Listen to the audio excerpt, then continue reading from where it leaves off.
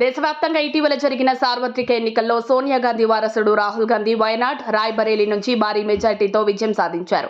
దీంతో వైనాడ్లో కాంగ్రెస్ అగ్రనేత ఎంపీ రాహుల్ గాంధీ రాజీనామాతో కేరళలోని వైనాడ్ లోక్సభకి ఉప ఎన్నిక అనివార్యమైంది. తొలిసారిగా ఈ ఉప ఎన్నికల్లో కాంగ్రెస్ అభ్యర్థిగా పోటీ చేయనున్న రాహుల్ గాంధీ సోదరి ప్రియాంక గాంధీ మెజారిటీపై ఏఐసీసీ పెద్దలు భారీ లక్ష్యాన్ని నిర్దేశించారు. సుమారు 7 లక్షల మెజారిటీని ప్రియాంక సాధించేలా క్షేత్రస్థాయిలో క్రియాశీలకంగా పనిచేయాలని వైనాడ్ జిల్లా కాంగ్రెస్ నాయకత్వానికి ఏఐసీసీ దిశానిర్దేశం చేసింది. ఇందుకు అనుగుణంగా స్థానిక నాయకత్వం కార్యాచరణను మొదలుపెట్టింది. 2019 లోక్సభ ఎన్నికల్లో రాహుల్ గాంధీకి వైనాడ్లో 7,06,000 పైచిలుకు ఓట్లు రాగా 4,31,000 ఓట్ల మెజార్టీ లభించింది.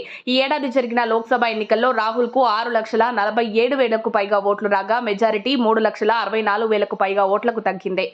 దీనిపై కాంగ్రెస్ పెద్దలు అసంతృప్తి వ్యక్తం చేశారు. దీనికి గల కారణాలను తెలుసుకొని త్వరలో జరగబోయే వైనాడ్ ఉప ఎన్నికలో ప్రియాంక గాంధీకి 7 లక్షల ఓట్ల మెజార్టీని సాధించడమే లక్ష్యంగా పనిచేయాలని స్థానిక నాయకత్వానికి కాంగ్రెస్ అధిష్టానం నిర్దేశించారు. భారీ వర్షాలు వైనాడ్ను రెడ్ అలర్ట్లో ఉంచినప్పటికీ రాజకీయ పార్టీలు లోక్సభ ఉప ఎన్నికల కోసం ముమ్మరంగా సన్నాహాలు చేస్తున్నాయి.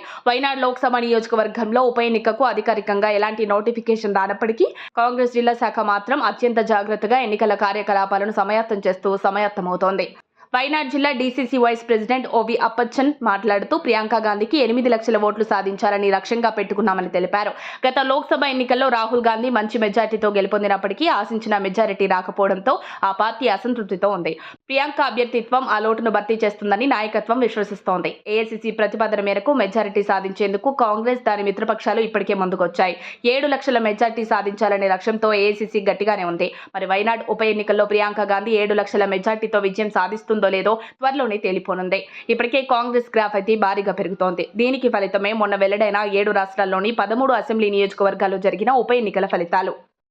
మరిన్ని అప్డేట్స్ కోసం మా కాయ్ టీవీని సబ్స్క్రైబ్ చేసుకోండి. మా వీడియో కనుక మీకు నచ్చినట్లయితే లైక్ చేయండి, షేర్ చేయండి. మీ విలువైన అభిప్రాయాలను కామెంట్ బాక్స్లో తెలియజేయండి.